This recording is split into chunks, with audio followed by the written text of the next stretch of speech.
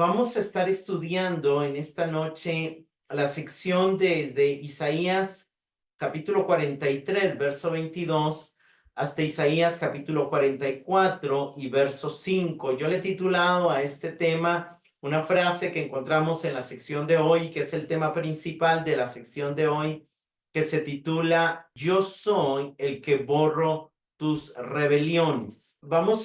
Para dar un breve repaso nada más, el libro de Isaías, su segunda parte, el libro de la consolación, empieza a partir del capítulo 40, donde encontramos al inicio la orden de consuelo, las tres voces de consuelo, que básicamente el mensaje que dan es que Dios viene, que Dios se va a manifestar a su pueblo, y luego ese anuncio de quién es ese Dios. En primer lugar, es el incomparable Dios creador de todas las cosas, que no solamente ha creado todas las cosas, sino que de manera impresionante también da fuerza al cansado. En segundo lugar, es el Dios que controla la historia y es el Dios que constantemente le dice a su pueblo, no temas, y las razones es porque Él es su pueblo, porque lo ha elegido, porque le dará victoria y porque lo ha transformado. Luego empieza un diálogo y vemos un tribunal de manera constante donde los falsos dioses son llamados a argumentar y son expuestos como falsos, y la conclusión de que solo el Señor gobierna y solo Él puede predecir los acontecimientos futuros. Luego viene el anuncio de cómo el siervo del Señor va a traer justicia a las naciones, y vemos cómo el consuelo se extiende desde Israel hacia las naciones gentiles y como todo el mundo se regocija en la victoria del Señor. Luego el siguiente tema de consuelo viene a tratar más un poco sobre la redención de Israel y el anuncio doble de un segundo éxodo que va a haber, cómo Dios ha disciplinado a Israel, pero en su ceguera él no ha comprendido el trato de Dios, pero a pesar de su ceguera, Dios reunirá a su pueblo y hará que todos sean para su gloria. Luego viene la certeza de lo que Dios ha prometido y luego nuevamente el anuncio de ese segundo éxodo. Algo interesante en cómo termina la sección que terminamos de estudiar la semana pasada y cómo empieza la de hoy, es que la sección anterior termina con la expectativa de Dios para su pueblo y la sección de hoy empieza con la realidad de Dios para su pueblo. Y lo que Dios deseaba de su pueblo lo vemos en el verso 21, que de alguna manera también está repetido antes, pero básicamente es el pueblo que yo he formado para mí, proclamará mi alabanza.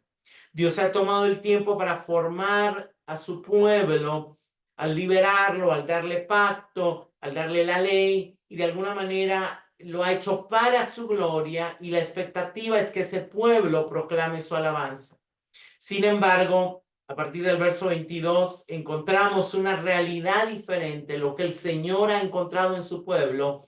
Y lo que ha encontrado en su pueblo, ese pero contrasta, ese pero de alguna manera obviamente es una palabra que vincula las dos secciones y lo que Dios creó, pero cómo se está comportando el pueblo. Y al hablar, encontrar el pero, encontramos que el Señor le habla a su pueblo y dice, pero no me has invocado, Jacob, sino que te has cansado de mí, Israel. Y vemos que en esta primera sección Dios va básicamente sacar a luz o exponer el pecado de su pueblo. Veamos qué dice Isaías 43, del 22 al 24. Pero tú, Jacob, no me has invocado, tú, Israel, te has cansado de mí. No me has traído el cordero de tus holocaustos, ni me has honrado con tus sacrificios. No te he abrumado exigiendo ofrendas de grano, ni te he agobiado reclamando incienso. No me has comprado caña aromática, ni me has saciado con el cebo de sus sacrificios. En cambio, tú me has abrumado con tus pecados. Muy interesante porque lo primero, la primera sección, los primeros 2, 3 versículos de la sección de esta noche, vemos que hay palabras repetidas como cansancio, es una palabra que se repite 3 veces, que se puede traducir como fatiga, Abrumar es una palabra también que se repite dos veces, que se puede traducir como esclavizar o poner carga. Y de alguna manera, esto, aunque nosotros no lo encontramos tan fácil en el español y también por las traducciones, en realidad en el hebreo es un poema de 5 versos. Obviamente no voy a poner los versos completos porque lo acabamos de leer y lo vamos a volver a repasar, pero el primer verso se conecta con el último, el segundo con el cuarto y el tercero de alguna manera es como algo central, como algo enfático, es lo que se llama en hermenéutica o en el estudio de los géneros literarios de los poemas hebreos, un poema quiástico, que de alguna manera tiene una estructura donde la última línea se conecta con la primera y la segunda con la penúltima y generalmente la línea en medio es la línea que él está tratando de enfatizar. El énfasis no va al principio ni al final, sino en este caso va como en el centro, rodeado por círculos que están complementando el mismo tema. Y de alguna manera el tema de la primera línea, de la primera línea de la estrofa, el inicio del verso 22, se conecta con la última línea del 24, no me has invocado, sino que por el contrario me has cargado y me has cansado. Está mostrando el pecado del pueblo de Dios hacia su Dios. Dios eligió, formó, llamó al pueblo para que lo alabara, para que le diera gloria, para que proclamara su alabanza, pero no le ha proclamado alabanza, sino que al contrario, le ha causado carga y fatiga con sus pecados. Eso es interesante. Y de alguna manera la explicación de esto está en el medio. Una de las cosas es que vemos en la segunda y en la cuarta línea es el fracaso del culto. El Señor les dice, no me has traído ovejas. Y si vemos anteriormente, no solo dice, no me has traído los animales, ni me honraste, ni ofrenda, digamos. Básicamente, no me has traído ovejas, ni me has traído una ofrenda. Y lo que está obviamente señalando no es que ellos no estén sacrificando nada, porque vamos a ver algunos otros versos donde ellos sí siguen cumpliendo el rito de ofrecer sacrificios día tras día, pero el punto clave, la palabra clave es que los sacrificios que están trayendo no están honrando al Señor. Lo vemos aquí, ni a mí me honraste, la segunda parte del verso 23. Y en el verso 24 vemos, no me has satisfecho. Obviamente, cuando vamos al pasaje, podríamos haber dicho aquí, no compraste para mí caña aromática, pero el punto no tanto es la caña aromática, porque ellos sí están quemando incienso con caña aromática, sino el punto es que esto no está saciando, no está agradando al Señor, porque no están trayendo la grosura o el sebo, la grasa de los sacrificios. Entonces vemos que el culto está fracasando, pero algo interesante es la sección central. La sección central es no te he agobiado. De alguna manera, aquí te dice, no te hice servir con ofrenda ni te hice fatigar, no te agobié. Esto lo vamos a volver a ver, pero básicamente esto refleja la intención divina, la parte central de la voz de Dios. Dios no solo está mostrando el pecado de su pueblo, sino está mostrando la razón por la que su pueblo está pecando. La razón por la que su pueblo está pecando es porque no entendieron la intención de Dios para con ellos. Vamos a repasar nuevamente, ir por cada estrofa de manera rápida. Voy a ir yo aquí, pero en el verso 22 empieza la primera parte del 22. Pero no me has invocado, Jacob, sino que te has cansado de mí, Israel.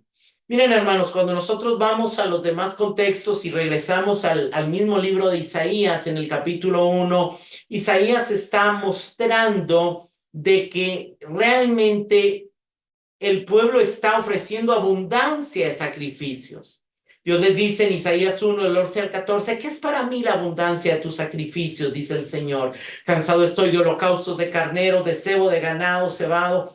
la sangre de novillos, corderos, machos, cabríos, no me complace. Cuando vienen a presentarse ante mí, ¿quién demanda esto de ustedes? De que pisoteen mis atrios, no traigan más sus vanas ofrendas, el incienso me es abominación, luna nueva y día de reposo, el convocar asambleas, no tolero iniquidad y asamblea solemne. Sus lunas nuevas y sus fiestas señaladas las aborrece mi alma, se han vuelto una carga para mí, estoy cansado de soportarlas. Más adelante vuelve a explicar que es porque han derramado sangre inocente, es porque hay injusticia entre ellos, es porque no le han entendido lo prioritario de la ley, la justicia, la verdad, la misericordia. O sea, cuando Dios dice que no le han traído sacrificios, no se refiere a que ellos no han presentado sacrificios, porque al contrario, Él está cansado de sacrificios que son solamente externos. El punto aquí, la frase inicial es no me has invocado, como quien dice no me llamaste a mí.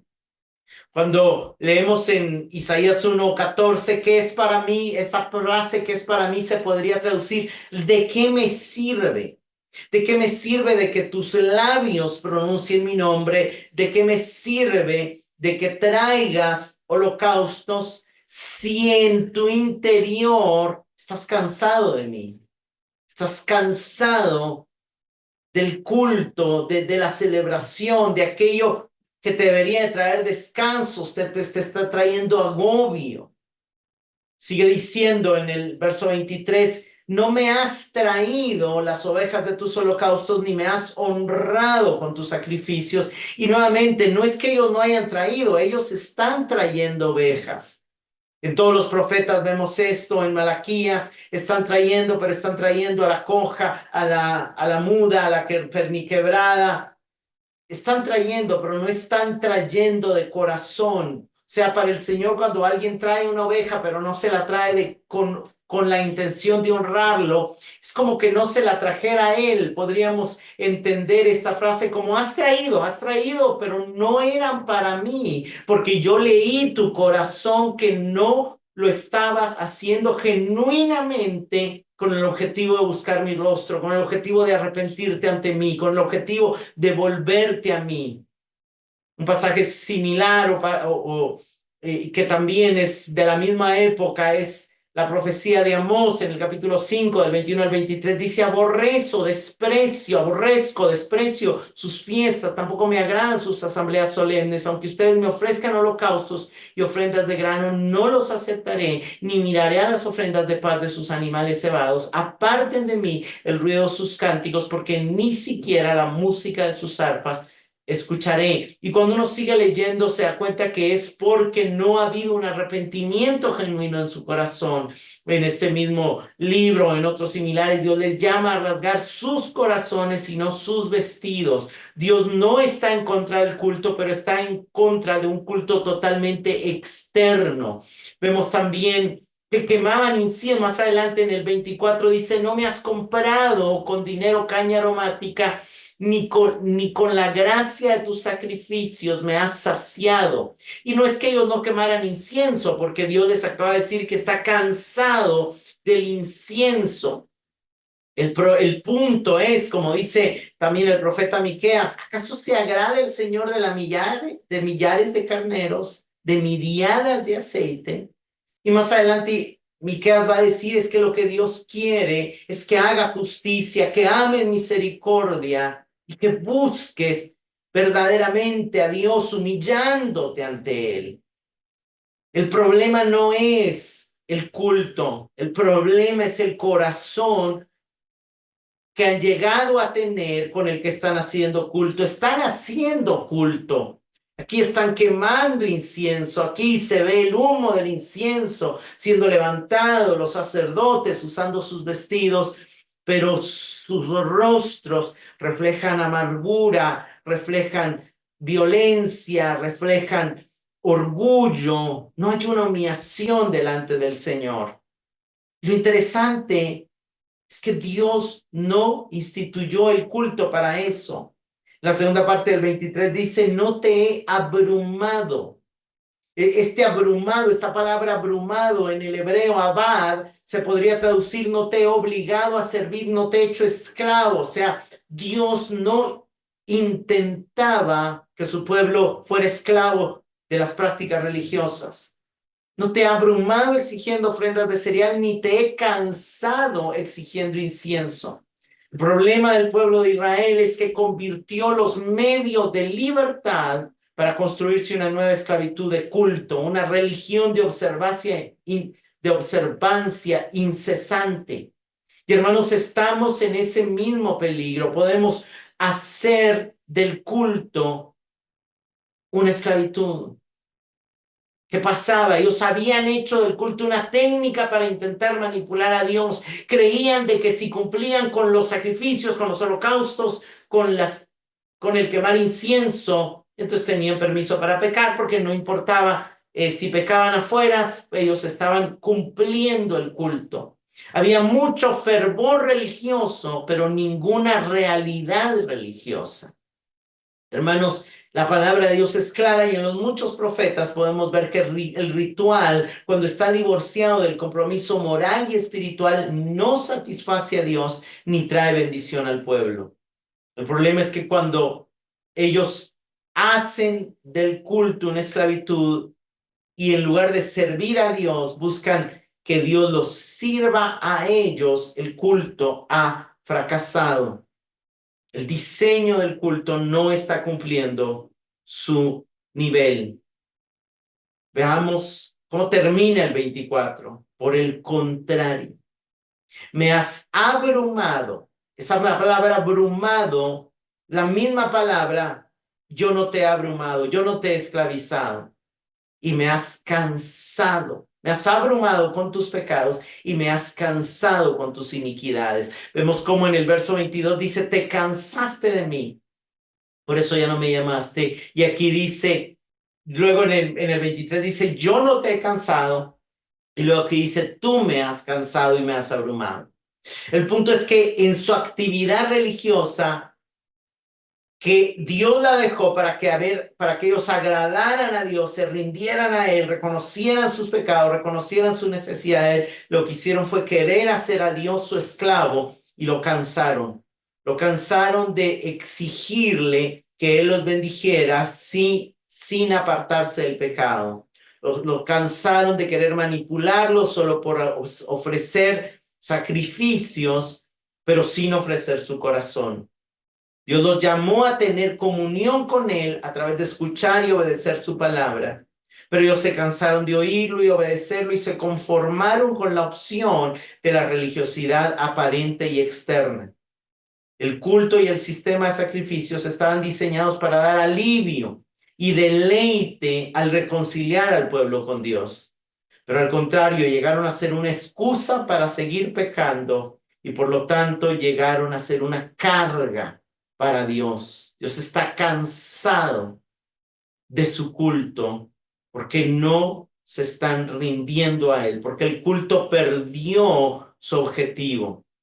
Y esto es interesante porque definitivamente, hermanos, aunque nosotros ya no tenemos un sistema de sacrificios como el pueblo de Israel, no podemos dejar de reconocer que hay una aplicación para nosotros hoy y es el peligro de la fe vana, es el peligro de la religiosidad aparente, es el peligro de la hipocresía religiosa. Veamos aquí algunos pasajes del Nuevo Testamento que nos muestran este peligro. Hipócritas, bien profetizó Isaías de ustedes cuando dijo, este pueblo con los labios me honra, pero su corazón está muy lejos de mí, pues en vano me rinden culto, enseñando como doctrinas preceptos de hombres. Santiago 2, versículo 20.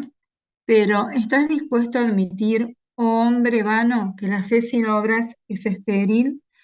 Primera de Corintios, capítulo 15, versículo 14. Y si Cristo no ha resucitado, vana es entonces nuestra predicación y vana también la fe de ustedes. Los pasajes del Nuevo Testamento nos muestran que pueden haber aparentes creyentes, personas que se dicen ser cristianas, cuya fe es vana. Y no solamente habla de sacrificios, de rituales, también cuando se enseña preceptos de hombros como si fuera la palabra de Dios, es un culto en vano para Dios. Cuando la fe no se manifiesta, no se acompaña de obras, es una profesión, es una religión vana. Cuando Cristo no ha resucitado y no ha sido una experiencia el resucitar con Cristo, cuando no ha habido una transformación de vida en el creyente, la fe de ese aparente creyente es vana y en realidad no es un verdadero creyente. Y tenemos que cuidarnos de ese peligro porque es un peligro latente en la iglesia de hoy. Pero sigamos con el pasaje. Es interesante porque hay un cambio maravilloso en el discurso que Dios está dando a su pueblo. Vayamos a Isaías 43, del 25 al 28. Yo, yo soy el que borro tus transgresiones por amor a mí mismo y no recordaré tus pecados. Hazme recordar, discutamos juntos nuestro caso. Habla tú para justificarte. Tu primer padre pecó y tus voceros se rebelaron contra mí. Voceros se rebelaron contra mí. Por tanto, profanaré a los príncipes del santuario y entregaré a Jacob al anatema y a Israel al oprobio. Es interesante porque Dios está exponiendo el pecado de su pueblo, pero luego aparece Él en la escena. Y cuando Él aparece en escena, Él muestra sus atributos. Él ya se mostró anteriormente como creador, como el que gobierna la historia, y constantemente Él ha dicho, yo te escogí, yo te formé, pero cuando Él vuelve a verse a sí mismo, dice, sí, has pecado, pero yo soy el que borro tus transgresiones por amor de mí mismo. Es interesante porque cuando vemos el contexto, cuando vemos el contraste, en la última parte del verso 26 termina diciendo, me has abrumado con tus pecados, me has cargado con tus iniquidades. Pero inmediatamente dice yo soy el que borro tus transgresiones por amor de mí mismo y no recordaré tus pecados.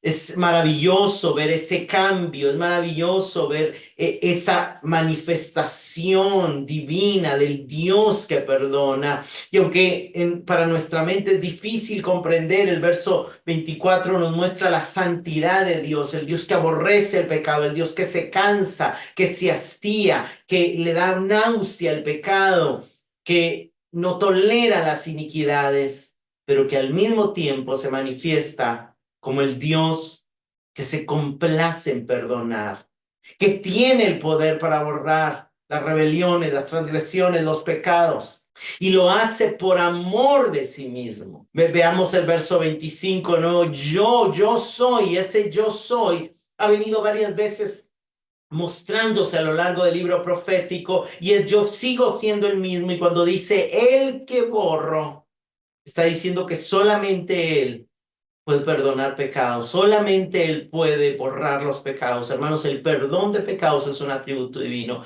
Y todos sabemos el dicho, solo Dios puede perdonar los pecados, solo Él lo puede hacer.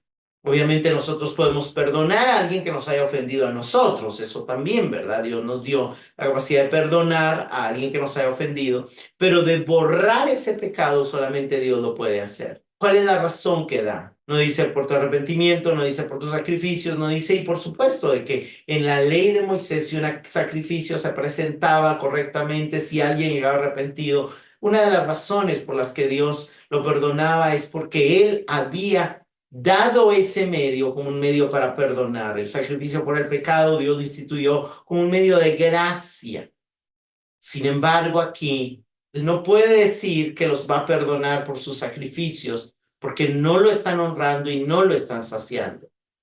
Sin embargo, Él permanece fiel a su promesa de ser el Dios de su pueblo y dice, no va a ser por tus sacrificios, por amor a mí mismo. Borro tus rebeliones y no me acordaré de tus pecados. La motivación divina es el amor a sí mismo, su salvación a su pueblo surge de su misma naturaleza. En el verso 26 volvemos a encontrar este lenguaje de tribunal que ha estado mediando, que ha estado apareciendo en estos últimos capítulos, y le dice, bueno, vengan, háganme recordar si hay alguna razón por la que yo les deba perdonar los pecados. Discutamos juntos nuestro caso. Es como quien dice, argumentemos, preséntenme pruebas, denme evidencias. Habla tú para justificarte. O sea, Dios está llamando a su pueblo otra vez al tribunal para ver si la intención que él tiene de perdonar los pecados concuerda con la evidencia de la búsqueda, del arrepentimiento, de la humillación de su pueblo. Sin embargo, entonces ahí surge la pregunta, ¿hay evidencia suficiente para perdonar? Y cuando vemos el 27 y el 28, Dios saca a luz la evidencia. El acusado, o sea, Israel se queda callado y la evidencia de parte de Dios es: tu primer padre pecó y tus voceros se rebelaron contra mí. Por tanto, profanaré a los príncipes del santuario y entregaré a Jacob al anatema y a Israel al oprobio. Acuérdense que aquí está profetizando Isaías antes del exilio a Babilonia, pero en el contexto de ese anuncio del exilio que se acaba de anunciar en el capítulo 38 y 39 hacia Ezequías.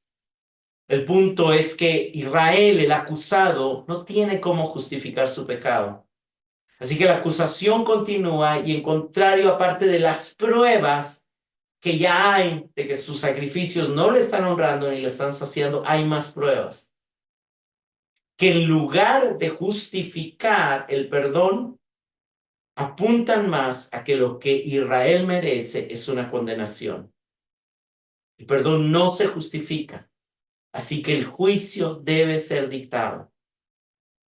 No se van a librar del exilio, no se van a librar de la invasión babilonia y de la destrucción de la ciudad. Dios mismo, a través de Babilonia, va a profanar el santuario y va a entregar la ciudad al anatema, a la maldición, a la destrucción, al fuego. ¿Por qué? Porque el lugar de adoración no está cumpliendo su diseño.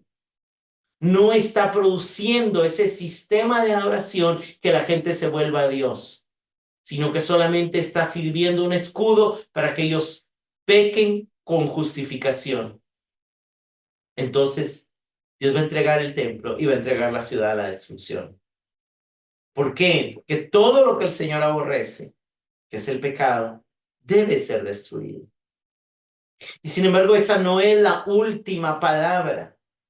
Porque si nos quedamos aquí, la conclusión sería, wow, entonces Israel va a ser destruido. Pero lo hermoso es que Dios sigue hablando. Veamos qué dice Isaías 44, 1 y 2. Mas ahora escucha Jacob, siervo mío Israel, a quien yo he escogido. Así dice el Señor que te creó, que te formó desde el seno materno y que te ayudará. No temas, Jacob, siervo mío, ni tú, Jesurum, a quien he escogido. Hermanos, es impresionante. Yo creo que si nos quedamos con los versos anteriores, nos vamos a sentir identificados. En algún momento nuestra fe no ha sido manifestada en obras, en algún momento nuestro culto, nuestra oración no ha sido totalmente genuina, totalmente sincera, de corazón. Y de alguna manera nosotros tenemos que vernos como en un espejo al ver a Israel. Porque tenemos el mismo corazón pecaminoso y la misma alma y la misma carne. Pero vean la voz de Dios. Mas ahora, escucha. Dios nos llama a escuchar. Sí, viene juicio, o sea, las consecuencias del pecado van a venir. Pero escucha, tengo algo más que decirte. Y esto algo más que decirte es algo que Él ha venido repitiendo. Ya lo vimos en el 40, en el 41, en el 42, en el 43. De alguna manera, aunque no son exactamente las mismas palabras, el mensaje, yo te he escogido, yo te he formado, yo te ayudaré, no es la primera vez que lo encontramos en el libro de Isaías. Es hermoso ver que el veredicto de juicio no es el fin del asunto. Aún Dios no ha dicho la última palabra y llama a su pueblo y le dice, pero ahora escucha, escucha. Y al llamarlos a escuchar, les recuerda su identidad. Jacob, siervo mío, Israel, a quien yo he elegido. Sí, no me has saciado, no me has honrado, te has cansado de mí, me cargaste con tus pecados. Pero eso no anula que yo te elegí. Así dice el Señor, que te creó, que te formó desde el seno materno y que te ayudará. Eso es hermoso. El Señor le dice a su pueblo pecador, no importa, me has cargado, me has cansado, pero yo te ayudaré. Yo soy el Señor que te ayudaré y que te dice, no temas. Este es al menos quinta, sexta, séptima, no recuerdo, no tengo el dato exacto ahorita, pero hemos visto ya varios no temas, al menos 3 claros en el 40, lo que 2 más en el 41, 42, pero aquí nuevamente le dice, no temas, Jacob, siervo mío, ni tú, Jerusún. Lo interesante del término Jerusún es que la terminación nun es un diminutivo cariñoso, es como Jerusalencito querido, algo así lo podríamos interpretar, o sea, como corta la frase y la hace diminutivo como cuando una madre le dice a su niño, mi niñito adorado, bueno, de hecho aquí en Costa Rica y en Latinoamérica usamos mucho los diminutivos, ¿verdad? ¿Por qué? Porque es una expresión de cariño, de confianza. Hermanos, es hermoso ver que a pesar de sus pecados, el amor de Dios hacia ellos, su posición ante Dios, como los que Él creó, como los que Él formó, como su siervo elegido, no ha cambiado. Él sigue siendo el pueblo que Él creó. Él sigue siendo el pueblo que Él formó y sigue siendo el que será ayudado por Él. Y nosotros somos también el pueblo que Él eligió, que Él creó de nuevo en la nueva creación, en la nueva naturaleza, que Él formó con sus manos y que seremos ayudados por Él. Sigamos, verso 3 y 4. Porque derramaré agua sobre la tierra sedienta y torrentes sobre la tierra seca. Derramaré mi espíritu sobre tu posteridad y mi bendición sobre tus descendientes. Ellos brotarán entre la hierba como sauces junto a corrientes de agua. Vean el anuncio anterior. Yo soy el que te ayudará. Obviamente el que te ha elegido, el que te creó, te ha elegido, te formó, pero el anuncio es te ayudará. No temas, no temas, yo te ayudaré. Ahora, la pregunta es, ¿cómo vendrá la ayuda del Señor? Y aquí está la respuesta.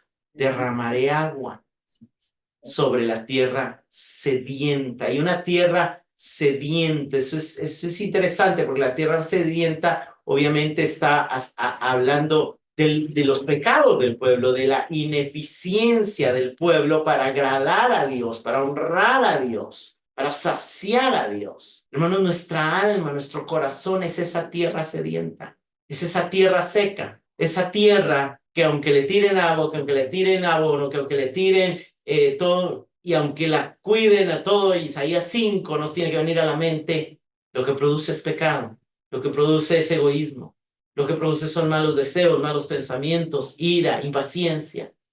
Ese es el corazón humano.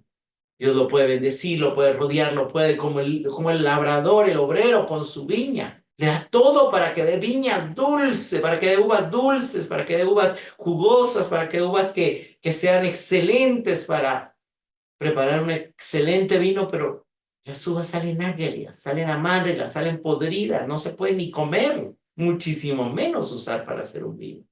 Esa es nuestra naturaleza. Pero ¿qué dice Dios? Derramaré agua y torrente.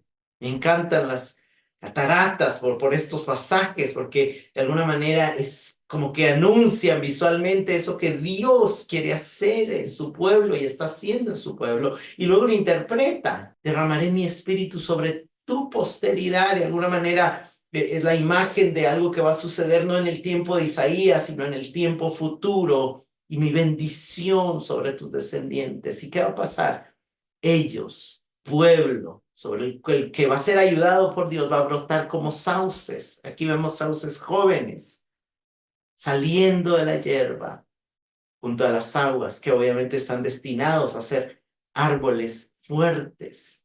El agua representa todos los agentes de gracia vivificante a través de los cuales el Espíritu transforma la tierra seca e infructífera del pueblo de Dios. Hermanos, ¿qué es lo glorioso de la salvación? Lo glorioso de la salvación es que Dios puso su Espíritu en nosotros y desde un corazón y un alma que era incapaz de producir verdadero amor, verdadero perdón, verdadera paciencia, Dios lo hace posible. Dios lo hace posible, pero es su gracia, su Espíritu, la manera en que Él ayuda a su pueblo, la realidad negativa del pecado que necesita ser borrado. Dios no solamente es el que borra nuestras rebeliones, sino que también derrama su Espíritu sobre nosotros.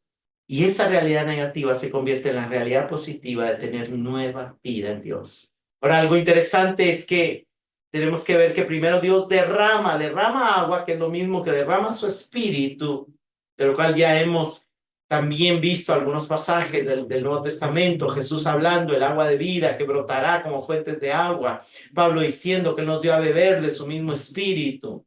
El punto es que Dios derrama al impartir esa nueva vida, al poner su Espíritu en nosotros, al hacernos nacer de nuevo. ¿Y qué pasa? El resultado de ese derramamiento es que brotan algo nuevo en nosotros, algo nuevo en el pueblo de Dios. La bendición derramada brota en la manifestación de una vida transformada, de una vida diferente. Eso es el Evangelio, eso es la obra de Cristo. Vayamos a Isaías 44:5. Este dirá, yo soy del Señor. Otro invocará el nombre de Jacob y otro escribirá en su mano, del Señor soy, y se llamará con el nombre de Israel. Básicamente, esto es hermoso porque ¿cómo inicia el pasaje? Con un pueblo que está ofreciendo holocaustos, pero que no está honrando al Señor. Con un pueblo que no está sirviendo a Dios, sino está tratando de usar a Dios. Que no lo está invocando, sino que lo está cansando y que ya se cansó de Dios. Recordemos el 43:22. No me invocaste, sino que de mí te cansaste. O sea, es impresionante ver que Israel llegó a ser un pueblo que se cansó del Dios que lo había liberado, que lo había salvado, que lo había hecho una nación, que había hecho un pacto con él y que quería hacerlo luz a las naciones. Se cansó de Dios y cansó a Dios. Me cansaste con tus pecados. Pero vemos cómo hay una transformación. De un pueblo pecaminoso aparece un Dios que borra su pecado y aparece un Dios que a pesar de su pecado quiere ayudarlo y que promete y explica cómo lo va a ayudar.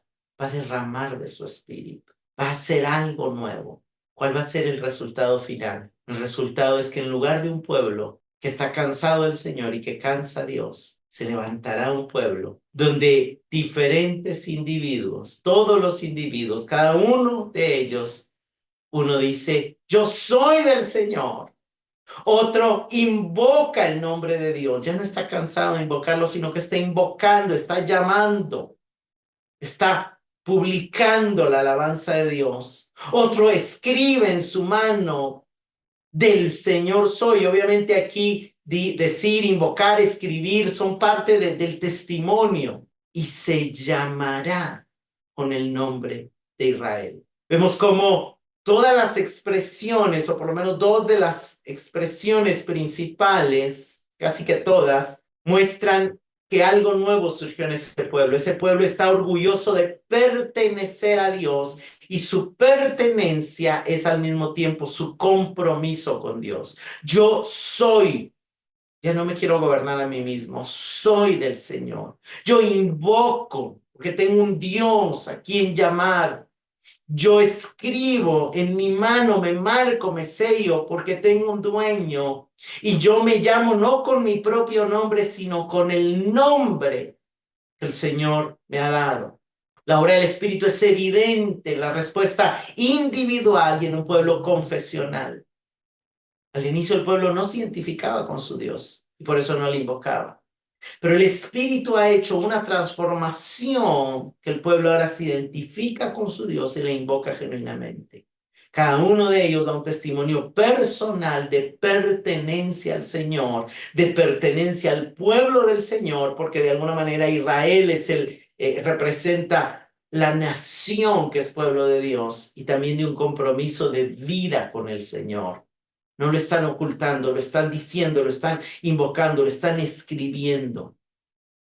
Hay un compromiso genuino con el Señor. Ahora, ¿cómo se aplica esto para nosotros?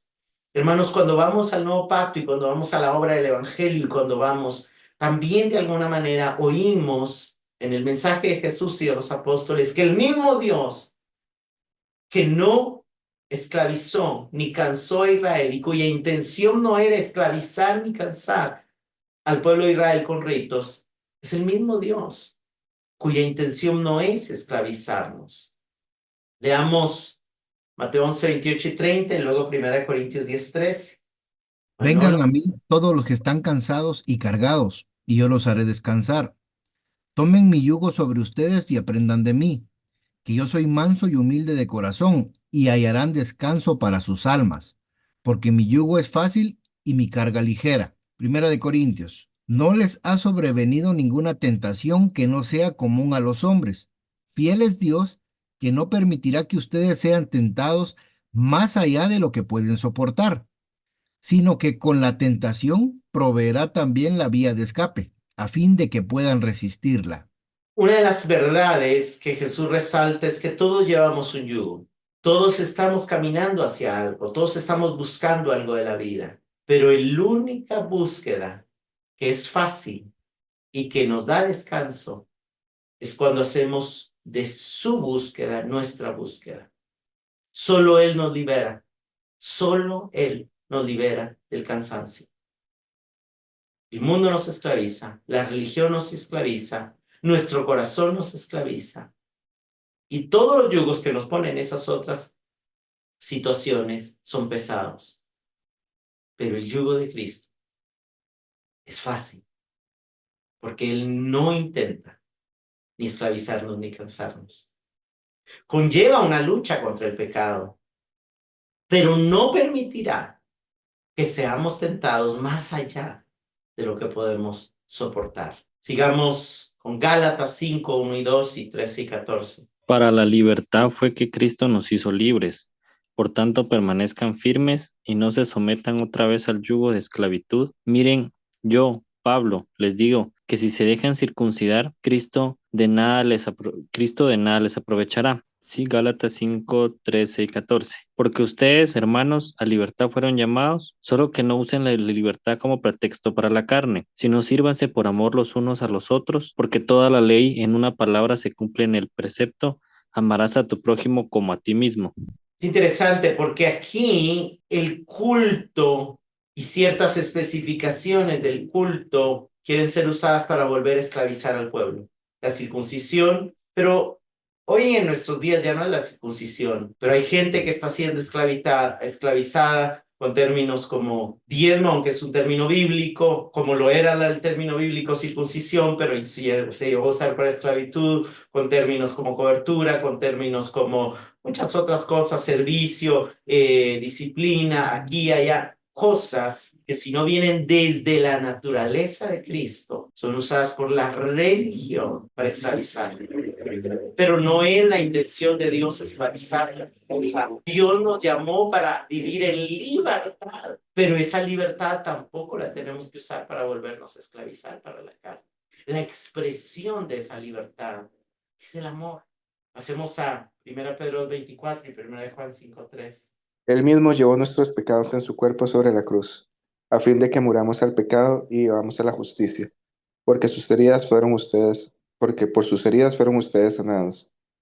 1 Juan 5:3, porque este es el amor de Dios, que guardemos sus mandamientos, y sus mandamientos no son difíciles. Hermanos, Él borró nuestras rebeliones llevando nuestros pecados en la cruz. ¿Pero con qué objetivo? Para que seamos libres del pecado. Y vivir en libertad es vivir agradando a Dios, en justicia, en la vida, nueva que Él nos dio. Más adelante vemos que Él nos dio mandamientos, sí, pero no con el objetivo de esclavizarnos, porque no son difíciles. ¿Por qué? Porque Él también puso esa nueva vida que tiene la capacidad de amar. Y todos los mandamientos se resumen en amar. Pero veamos nuevamente un poco más cómo Él es el que borra nuestras rebeliones.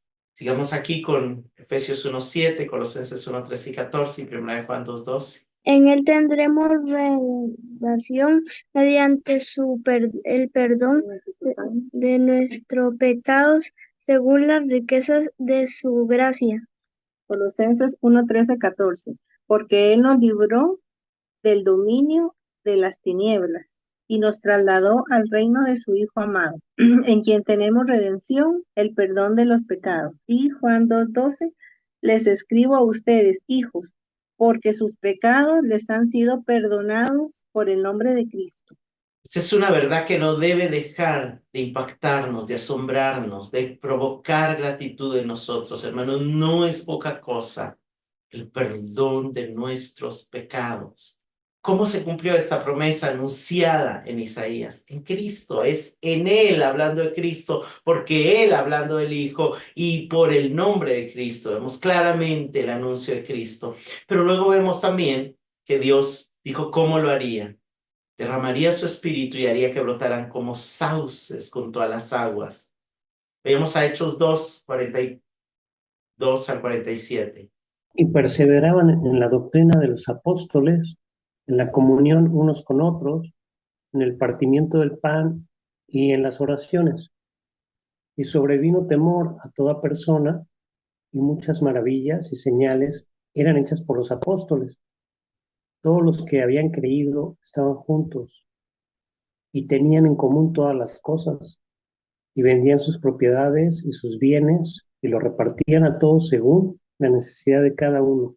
Y perseverando unánimes cada día en el templo y partiendo el pan en las casas, comían juntos con alegría y sencillez de corazón, alabando a Dios y teniendo favor con todo el pueblo, y el Señor añadía cada día a la iglesia los que habían de ser salvos. Este es el cumplimiento. Esta es una utopía.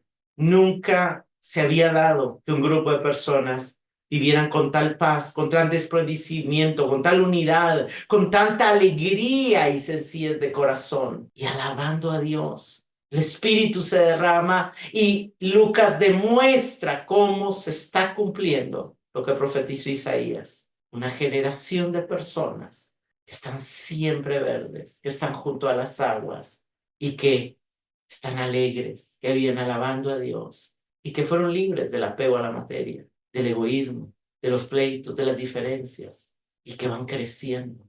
Una cosa maravillosa. Y por último, hoy nosotros también somos el cumplimiento y podemos ser el cumplimiento de lo que está escrito en el último verso. Uno dirá y el otro dirá, yo soy del Señor. Veamos aquí Mateo 10:32, Romanos 19, 1 Juan 4, 14 y 15. Por tanto, todo el que me confiese delante de los hombres, yo también lo confesaré delante de mi Padre que está en los cielos. Romanos 19. Que si confiesas con tu boca a Jesús por Señor y crees en tu corazón que Dios lo resucitó de entre los muertos, serás salvo. 1 Juan 4, 15 y 16 dice, todo aquel que confiesa que Jesús es el Hijo de Dios, Dios permanece en él y él en Dios. Y nosotros hemos llegado a conocer y hemos creído el amor que Dios tiene para nosotros.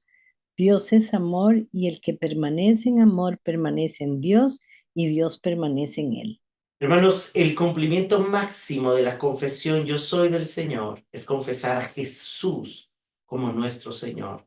Confesar a Jesús como nuestro Señor no solo es decir yo creo en Jesús, es decir, Él es ahora mi dueño y yo soy su siervo y su seguidor. Es un compromiso con Él que se hace y que se demuestra delante de los hombres, que se cree en el corazón. Y ese compromiso esa confesión hace que permanezcamos en Dios y Dios en nosotros nos da esa pertenencia de decir, yo pertenezco al Señor, permanezco en el Señor, Él permanece en mí. Pertenencia y permanencia son conceptos que están amarrados. Y Juan dice, hemos llegado a conocer y hemos creído el amor que Dios tiene para con nosotros. ¿Cuál es la mayor evidencia de que esto se está cumpliendo? El que permanece en amor es el que permanece en Dios y Dios permanece en él. Pues la mayor evidencia de nuestra pertenencia a Dios, de la nueva vida, de que Dios ha derramado agua en nuestra tierra seca, el amor genuino y verdadero, el amor desinteresado, es la verdadera evidencia de que Dios ha ayudado a su pueblo y ha derramado su espíritu y ha producido vida nueva. Por eso la mayor evidencia de la vida nueva es el amor. Terminemos con 2 Timoteo 2:19 y 1 Corintios 6:19 y 20. Pero el fundamento de Dios está firme, teniendo este sello. Conoce el Señor a los que son suyos y apártese de iniquidad todo aquel que invoca el nombre de Cristo. 1 Corintios 6:19 y 20. ¿O no saben que su cuerpo es templo del Espíritu Santo que está en ustedes, el cual tienen de Dios, y que ustedes no se pertenecen a sí mismos, porque no han sido comprados por un precio? Por tanto, glorifican a Dios en su cuerpo y en su espíritu, los cuales son de Dios. Hermanos, tenemos un dueño, pertenecemos a alguien que nos compró con un precio, el precio de la sangre de su Hijo. Y cuando nos compró, borró nuestros pecados y pasamos a ser suyos. Pero tenemos que recordar que tenemos un compromiso de que dado que Él borró nuestros pecados, tenemos que apartarnos del pecado. Porque ahora ya no somos de los que Dios le dice, no me invocaste, ni de mí te acordaste, sino que te cansaste de mí. Ahora somos los que sí invocamos el nombre del Señor, porque sabemos que somos suyos. Y por eso decimos, yo pertenezco al Señor, del Señor soy. Como preguntas de reflexión, ¿has examinado si haces tus prácticas religiosas por rutina o si las haces verdaderamente para el Señor? Si en cada canción, si en cada lectura, si en cada oración realmente estás volviendo tu corazón a Él. Por otro lado, ¿estás caminando en la libertad con la que Cristo te hizo libre? Siguiéndole, amándole y sirviéndole, porque la verdadera libertad se manifiesta en seguirle libremente, en amarle libremente y en servirle libremente, no por buscar el aplauso del pastor ni de los hombres, ni el reconocimiento, ni el círculo. ¿Por qué? Porque los fariseos servían, pero lo hacían por el aplauso de los hombres. Los del tiempo de Isaías servían, ofrecían holocaustos, pero lo hacían para ocultar sus pecados, para justificar su vida pecaminosa. Pero la libertad con la que Cristo nos hizo libres nos hace servirle, nos hace servir a otros, pero no ni para justificar pecado, ni por buscar el aplauso de los hombres, sino por un amor genuino a Él. La pregunta más importante es, ¿eres parte de aquellos en los cuales Dios ha derramado su espíritu y te ha hecho suyo? ¿Perteneces al Señor? ¿Tienes el testimonio del Espíritu de que has sido sellado por Él, de que eres hijo e hija de Dios? Y está eso evidenciado en que estás creciendo en amor por Él, por los hermanos y también en libertad del pecado. Señor, te damos gracias por ser el Dios que borra nuestras rebeliones. En el tiempo de Isaías todavía En este pasaje no está tan claro cómo lo harías, pero más adelante en el 53 sabemos que tú anunciaste que lo ibas a hacer por medio del Hijo, y hoy lo sabemos. Señor, gracias por haber enviado a tu Hijo a morir en esa cruz para cargar con nuestros pecados y para borrar nuestras rebeliones. Y no solamente para eso, sino gracias por haberle resucitado para que Él también cumpliera la promesa de derramar su espíritu sobre nosotros. Señor, en nuestra alma, en nuestra naturaleza carnal, en nuestra naturaleza pecaminosa, somos tierra seca. Imposible de dar fruto, imposible de amarte, imposible de amar a otros genuinamente. Nuestra naturaleza está tan corrompida. Pero gracias porque por medio de tu espíritu nos hiciste nacer de nuevo y nos diste una nueva naturaleza que sí te ama y que sí puede amar a otros. Señor, danos crecer como sauces junto a las aguas de tu palabra y de tu espíritu, para que demos fruto de justicia, para que demos fruto de amor, para que demostremos la realidad de que somos tuyos, de que pertenecemos a ti, de que somos tus ovejas, que oímos tu voz y te seguimos y te obedecemos. Ayúdanos, Señor, te lo suplicamos.